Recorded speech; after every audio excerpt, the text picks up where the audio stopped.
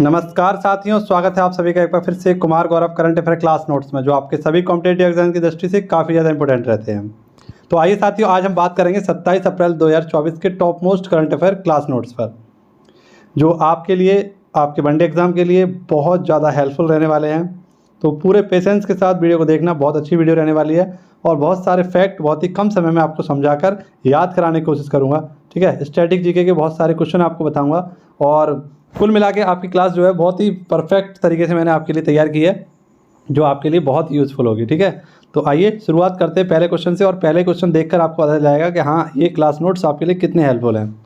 पहला क्वेश्चन आपकी स्क्रीन पर है, दुनिया का सबसे सस्ता पासपोर्ट।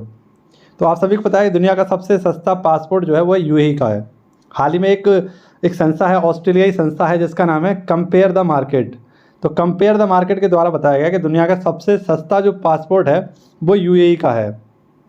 लगभग यहाँ पर जो आपका पासपोर्ट है वो $17.70 में बनकर तैयार हो जाता है, जबकि सेकंड स्थान पर है अपना भारत। यहाँ लगभग $18 आपको $18 के बराबर रुपए खर्च करने पड़ते हैं, तो आपका यहाँ पर बन जाता है पासपोर्ट। लेकिन विश्व का सबसे महंगा जो पासपोर्ट है वो मैक्सिको का, लगभग यहाँ $231 खर्च करने पड़ते हैं, तब कहीं जाकर आपका पासपोर्ट बनकर तैयार हो पाता है। ठीक है, तो यहाँ पर आपको इतना याद रखना है कि दुनिया का सबसे सस्ता जो पासपोर्ट है वो किसका, यूएई का है। ठीक है, ये आपको याद रखना है। अब हम कुछ सूचकांकों पर बात कर लेते हैं साथियों। ठीक है, देखो साथियों, उस दिन मैंने आपको क्वेश्चन पढ़ाया था, P&S यानी स्टैंडर्ड एंड पुअर्स, एक ग्लोबल रिपोर्ट आई थी आपकी, इसके रिजर्व के आधार पर सबसे बड़ी बीमा कंपनी कौन सी है, यानी रिजर्व के आधार पर सबसे बड़ी बीमा कंपनी थी आपकी एयरलाइंस, और एयरलाइंस ये किसकी, जर्मनी की थी। सेकंड पर थी चाइना LIC, थर्ड पर थी आपकी निप्पन, ये जापान की थी, और फोर्थ पर थी अपनी LIC। ठीक है, ये आपको रखना था, जो S&P ग्लोबल रिपोर्ट के अनुसार अपनी LIC चौथे स्थान पर थी। अब यहाँ से आपके बहुत सारे क्वेश्चन क्लियर होने वाले हैं, जैसे ग्लोबल जेंडर गैप इंडेक्स में भारत की रैंक है 127, पर्यावरण प्रदर्शन सूचकांक भारत की रैंक है 180, हंडले पासपोर्ट इंडेक्स में भारत की रैंक है 80, वैश्विक शांति सूचकांक में भारत की रैंक है 126, वैश्विक खुशहाली सूचकांक में भारत की रैंक है 126, प्रेस स्वतंत्रता सूचकांक में भारत की रैंक है 161, जलवायु परिवर्तन सूचकांक में भारत की रैंक 2022 में 8 थी, लेकिन 2023 में 7वीं रैंक है। ग्लोबल फायर पावर इंडेक्स में भारत की रैंक है 4थी। वर्ल्ड टैलेंट सूचकांक में भारत की रैंक है 56। ठीक है, इसके साथ साथ आपका रखना है क्या, नवाचार सूचकांक में भारत की रैंक क्या है, नवाचार सूचकांक में भारत की रैंक है 40, मानव विकास सूचकांक में भारत की रैंक है 134, यूनिकॉर्न इंडेक्स में भारत की रैंक है 4थी, सैन्य खर्चे में भारत की रैंक है 4थी, अनुसंधान सूचकांक में भारत की रैंक है 4थी, और हेपेटाइटिस सूचकांक में भारत की रैंक है 2री, शेयर मार्केट में भारत की रैंक है 4थी, साइबर अपराध में भारत की रैंक है 10वीं, प्लास्टिक प्रबंधन में भारत की रैंक है 2nd, और इसके साथ एक और नया आपका सूचकांक आया था, बिजनेस एनवायरनमेंट रिपोर्ट, इसके अनुसार भारत की रैंक है 51। ठीक है, तो यहाँ पर आपके लगभग 6 से 7 महीने के जितने भी इंपॉर्टेंट सूचकांक थे वो सब मैंने यहाँ पर क्लियर करा दिया, सब में भारत की रैंक आपको बता दी। इसको बार बार आप लोग रिवाइज करना, इसको बार बार आप लोग पढ़ना, और जब जब हमारे क्वेश्चन आएंगे यहाँ पर मैं आपको इनकी सारी बातें आपको बताऊंगा और इनको रिवाइज कराऊंगा बार बार। ठीक है, आगे बढ़ते हैं, अगला क्वेश्चन देखते हैं। अगला क्वेश्चन भी बहुत इंपॉर्टेंट है आपका, और इस क्वेश्चन में हम लोग देखेंगे हमारे कुछ महत्वपूर्ण ब्रांड एम्बेसडर। उस दिन भी मैंने आपको ब्रांड एम्बेसडर की एक लिस्ट कराई थी, आज भी आपको पुनः से ब्रांड एम्बेसडर की लिस्ट याद कराने वाला हूँ। उससे पहले हम लोग क्वेश्चन देख लेते हैं, करंट अफेयर का क्वेश्चन क्या कह रहा है हमारा। ICC T20 विश्व कप 2024, तो ICC T20 विश्व कप 2024 में होने वाला है, आपको पता है, और इसके लिए ब्रांड एम्बेसडर को चुन लिया गया है। ठीक है, अच्छा बात कर लेते हैं कि ICC जो विश्व कप 2024 है, इसका आयोजन जून 2024 में होने वाला है, और इसका आयोजन जो होगा वेस्ट इंडीज़ और USA में होने वाला है। ये इसका 9वां संस्करण है, और ICC T20 की शुरुआत कब हुई थी, 2007 में इसकी शुरुआत हुई थी, और उस समय इसका विजेता रहा था अपना भारत। ठीक है, तो 2024 में जो होने वाला है, इसका जो ब्रांड एम्बेसडर है वो आपका हुसैन बोल्ट। हुसैन बोल्ट ये आपको याद रखना है, ये जमैका के हैं।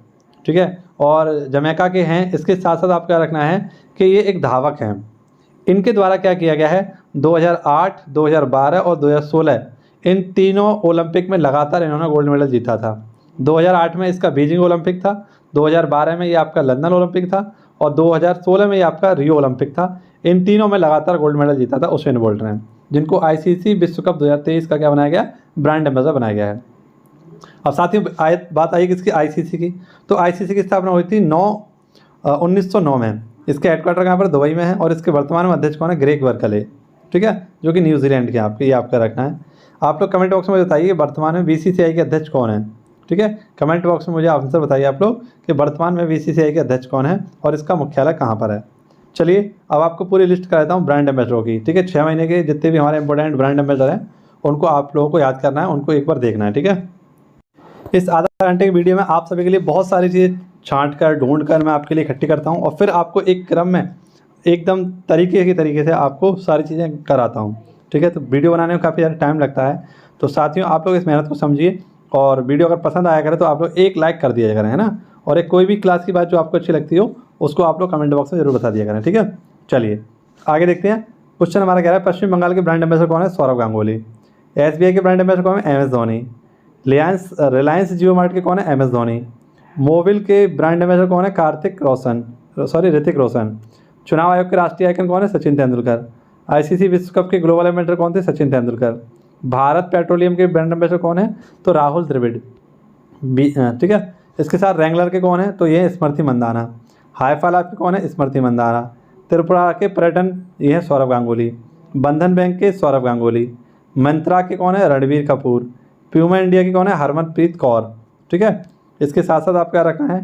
पेप्सिको इंडिया के कौन है? रणवीर सिंह, ठीक है। यूनिसेफ के राजदूत कौन है? आयुष्मान खुराना। राष्ट्रीय खनिज विकास निगम के कौन है? निखत जरीन। उत्तराखंड के ब्रांड एम्बेसडर प्रसून जोशी। बायजूस के लियोनेल मेसी। टीवी उन्मूलन कार्यक्रम के निश्चय मित्रा के कौन है? दीपा मलिक, मोस्ट इंपोर्टेंट है ये आपके लिए। और गरुड़ एयरोस्पेस के कौन है? तो वो भी हैं आपके महेंद्र सिंह धोनी। इसके साथ साथ मैंने अभी बताया था आपको ये स्वराज ट्रैक्टर के भी क्या बने हैं? ब्रांड एम्बेसडर बने हैं महेंद्र सिंह धोनी, ठीक है। और हाल ही में एक फ्रांस की कार निर्माता कंपनी थी उसने भी अपना ब्रांड एम्बेसडर बनाया था MS धोनी को, ठीक है। ये सारे पॉइंट आपको याद रखने हैं इस टॉपिक से। आगे बढ़ते हैं, अगला क्वेश्चन देखते हैं। क्वेश्चन नंबर 3 आपका काफ़ी इंपॉर्टेंट है, इसको आप लोग थोड़ा सा याद रख लेना। इसमें कुछ भी आप ज़्यादा नहीं कराऊंगा, लेकिन अगला जो क्वेश्चन आएगा वो आपके लिए बहुत ज़्यादा इंपॉर्टेंट रहेगा। पापुआ न्यू गिनी के भारत में पहले राजदूत या रक्षा सलाहकार किसको बनाया गया है? तो वह है एडिसन नेपियो, ठीक है। आपको याद रखना है ये पापुआ न्यू गिनी के पहली बार भारत में क्या बनेंगे? राजदूत और रक्षा सलाहकार बनेंगे, तो वो हैं आपके एडिसन नेपियो। पीएम मोदी को पापुआ न्यू गिनी का क्या दिया गया था? तो हाल ही में सर्वोच्च सम्मान दिया गया था, ये भी आपका रखना है। आप लोग कमेंट बॉक्स में बताइए कि पापुआ न्यू की राजधानी क्या है। इसके साथ साथ एक क्वेश्चन करंट अफेयर का है, AMU की पहली महिला कुलपति किसको बनाया गया है? तो वह नईमा खातून को बनाया गया। किसको? नईमा खातून को। AMU यानी अलीगढ़ मुस्लिम यूनिवर्सिटी, जिसकी स्थापना कब हुई थी? 1920 में हुई थी, ठीक है। इसके हाल ही में जो पहली महिला कुलपति बनी है वो है नईमा खातून। ये आपको क्वेश्चन नंबर 3 से याद रखना था। क्वेश्चन नंबर 4 देखिए, यहाँ हम लोग देखेंगे प्रमुख सम्मेलन। पहले हमारा करंट अफेयर का क्वेश्चन देखते हैं और पुराने जो भी हमारे सम्मेलन हुए उनको देख लेंगे यहाँ पर। पहला महासागर दशक सम्मेलन, तो पहला महासागर दशक सम्मेलन 2024 ये पहली बार हुआ है, इसलिए आपको रखना है पहला महासागर दशक सम्मेलन। दशक इसलिए इसे बोला जाता है क्योंकि 2021 से 2030 तक महासागर विज्ञान दशक के रूप में मनाया जाएगा, इसलिए इसको महासागर दशक सम्मेलन का नाम दिया गया है। और पहली बार इसका आयोजन किया गया बार्सिलोना आप सब लोग जानते होंगे कहाँ पर है? स्पेन में है, ठीक है। स्पेन की बहुत ही फेमस शहर है बार्सिलोना। लेकिन आपसे पूछे स्पेन की राजधानी क्या है? तो स्पेन की राजधानी मैड्रिड। क्या है स्पेन की राजधानी? मैड्रिड। और आप सभी को पता है जो सांड की एक खेल होता है ना, बुल फाइट, वो कहाँ होती है? आपकी स्पेन में ही होती है। अच्छा, महासागर दशक सम्मेलन जो है इसकी थीम क्या रखी गई है? तो हम जो महासागर चाहते हैं उसके लिए आवश्यक विज्ञान प्रदान करें, ये इसकी थीम रखी गई है, ठीक है। अब हम लोग बात कर लेते हैं प्रमुख सम्मेलनों पर, ठीक है, जो हमारे सम्मेलन हुए हैं। जैसे आपका SCO का सम्मेलन है ना, भारत में हुआ था। और अभी हाल ही मैंने एक क्वेश्चन आपको पढ़ाया था कि विश्व भविष्य ऊर्जा सम्मेलन, ये कहाँ हुआ था? आपका अबू धाबी में हुआ था, ये भी आपको याद रखना है। ऐसी COP28 कहाँ हुआ था? UAE में हुआ था, ये आपको याद रखना है। US, जापान, अमेरिका, इनका पहला शिखर सम्मेलन कहाँ हुआ था? वाशिंगटन DC में हुआ था। क्वाड का कहाँ हुआ था? जापान में हुआ था। G7 का जापान में हुआ था। G20 का भारत में हुआ था। ब्रिक्स 2023 की बैठक कहाँ हुई थी? तो ये दक्षिण अफ्रीका में हुई थी। और इंटरपोल की बैठक कहाँ हुई थी? वियना में, ठीक है। इसके साथ साथ बहुत सारी हमारी बैठकें हैं, लेकिन ये आप लोग याद रखना ना, यहाँ से क्वेश्चन बन जाएगा आपका। अब हम लोग क्वेश्चन देखते हैं 5। यहाँ से आपका एक क्वेश्चन 100% बनेगा, क्योंकि इसका जो ललन टॉप क्वेश्चन है वो आपके लिए बहुत कामयाब होगा। RO के जितने भी मेरे साथी हैं उसकी तैयारी कर रहे हैं, इसके साथ साथ वनडे एग्जाम के जितने भी साथी तैयारी कर रहे हैं उनके लिए क्वेश्चन बहुत ज़्यादा हेल्पफुल रहेगा। बहुत सारे इंपॉर्टेंट फैक्टों पर हम बात करेंगे इस क्वेश्चन में। क्वेश्चन पूछा गया है आपसे, सतलुज जल विद्युत निगम, इसे शॉर्ट में कहते हैं SJVN। तो सतलुज जल विद्युत निगम ने देश में पहले बहुउद्देशीय ग्रीन हाइड्रोजन प्रोजेक्ट का उद्घाटन किया है। तो आप सभी को पता है ये भारत सरकार और हिमाचल प्रदेश इन दोनों की क्या है, एक संयुक्त परियोजना है, ठीक है। और इसका संचालन इसका संचालन किसके द्वारा किया जाता है? तो एक परियोजना है नाफ्ता झाकरी परियोजना, इसका संचालन भी कौन करता है? SGBN करता है। 1998 में नाफ्ता झाकरी जो आपकी परियोजना है सतलुज नदी पर, इसका उद्घाटन किया गया था। अच्छा, ये कहाँ पर बनेगा आपका? बहुउद्देशीय ग्रीन हाइड्रोजन प्लांट जो प्रोजेक्ट चलाया जाएगा वो कहाँ चलेगा? हिमाचल प्रदेश में। ठीक है, हिमाचल प्रदेश में 8 घंटे में लगभग यहाँ पर 14 किलोग्राम जो ग्रीन हाइड्रोजन है इसका उत्पादन किया जाएगा। अब देखिए हाइड्रोजन की बात आई है साथियों। हाइड्रोजन के खोजकर्ता कौन थे? कैवेंडिश। और हाइड्रोजन के 3 आपके समस्थानिक होते हैं, एक होता है H1N, एक होता है H1H2, एक होता है 1H3। 1H1 को बोलते हैं प्लूटोनियम, 1H2 को बोलते हैं ड्यूटेरियम और 1H3 को बोलते हैं ट्रिटियम। ठीक है, ये आपका रखना है। और देखिए हिमाचल प्रदेश की बात आई है तो हिमाचल प्रदेश से कुछ इंपॉर्टेंट फैक्ट इनको देख लीजिए। हिमाचल प्रदेश की राजधानी क्या है? शिमला। ठीक है, CM कौन है यहाँ के? सुखविंदर सिंह सुक्खू। ठीक है, और लोकसभा सीटें कितनी यहाँ की? 4। शिपकला दर्रा और रोहतांग दर्रा यहाँ के बहुत फेमस है, क्योंकि शिपकला दर्रा से होकर आती है, भारत में प्रवेश करती है सतलुज नदी, और रोहतांग दर्रा में बना हुआ है आपका अटल सुरंग, जो कि मनाली से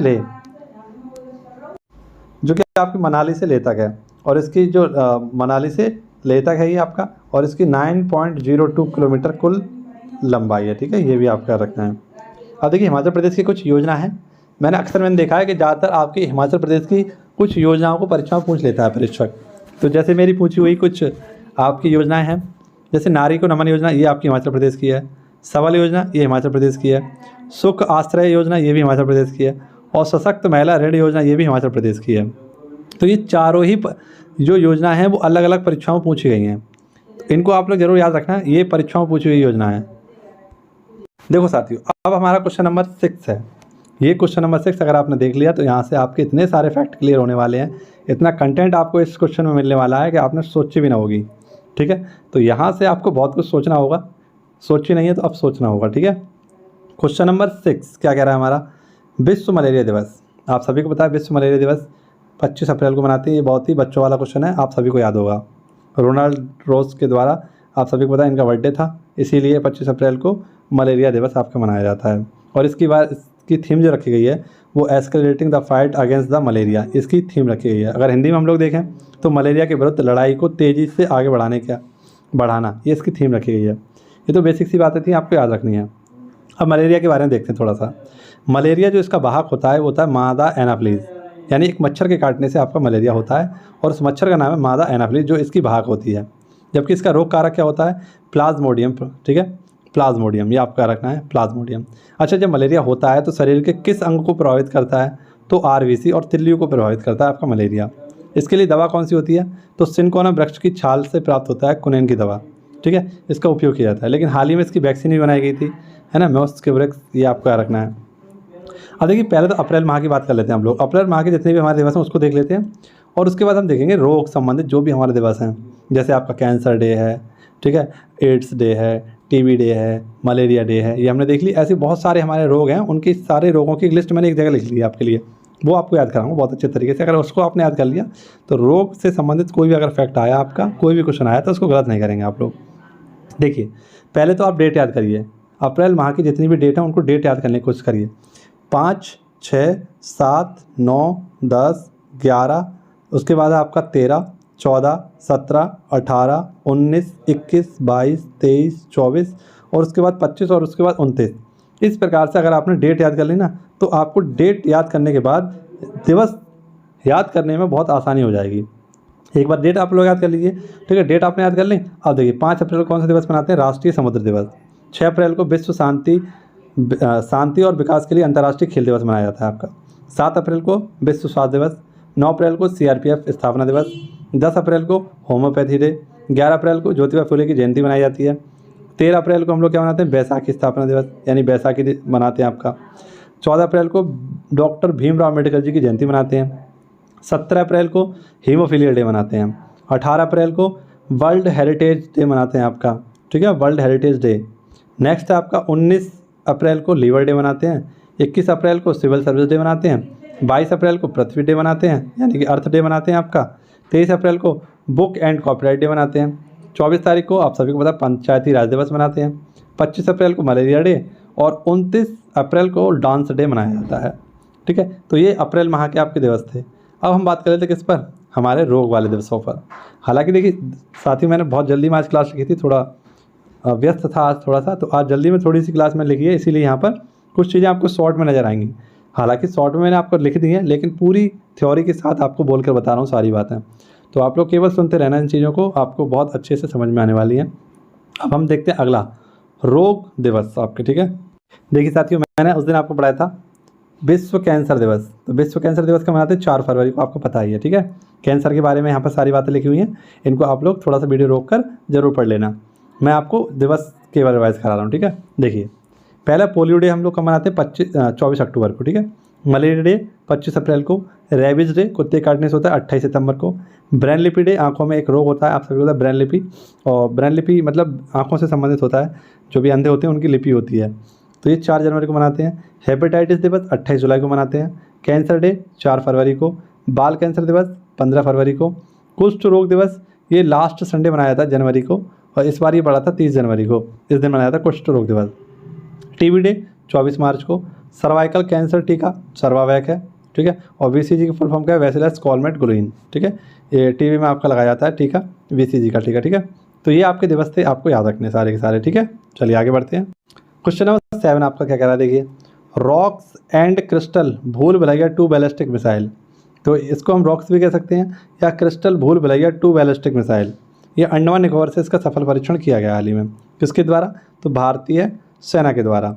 और एक विमान है, क्योंकि ये क्या है आपका एयर टू सरफेस वार करने वाली एक मिसाइल है, इसलिए इसको एक विमान है जिसका नाम है CU-30 MKI, इसके द्वारा लॉन्च किया गया था, इसके द्वारा इसका परीक्षण किया गया था। ये आपको याद रखना है, ठीक है। अब हमने कुछ बहुत सारी चीज़ें पढ़ी हैं, जैसे कि कल ही आपके पेपर में क्वेश्चन पूछा गया था उग्रम क्या है। तो उग्रम क्या था, एक असोल्ट राइफल था जो DRDO के द्वारा बनाया गया था, ठीक है। उग्रम उसके बारे में पूछा गया था आपसे, तो उसकी एक लिस्ट मैंने इसी प्रकार से बनाई आपके लिए, जिसमें आपके डिफेंस से संबंधित जो भी आपकी मिसाइल हैं, उपकरण हैं, उनके बारे में बात करेंगे। देखिए, एगला एस, मैंने उस दिन बताया था आपको एगला एस क्या है, तो ये है man portable air defence system है एगला एस।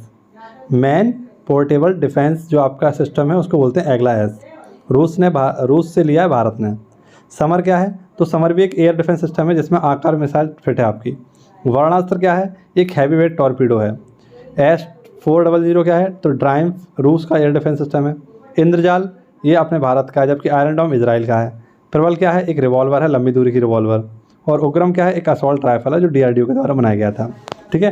तो मैंने कई बार इन चीज़ों को आपको रिवाइज कराया है, और देख लिए आपके जो पेपर में क्वेश्चन बना है, बहुत ही कम समय का क्वेश्चन आपके देख लिए बन गया आपके पेपर में। बहुत ही कम समय में आपको चीज़ें याद कराई, रिवाइज कराई हैं, जिस किसी ने पढ़ा होगा अच्छे से वो कर सकेगा।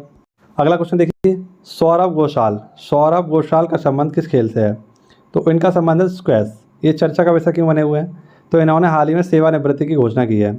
ये 13 बार नेशनल चैंपियन रह चुके हैं। अर्जुन अवार्ड पाने वाले पहले आपके क्या थे, स्क्वैश के खिलाड़ी थे।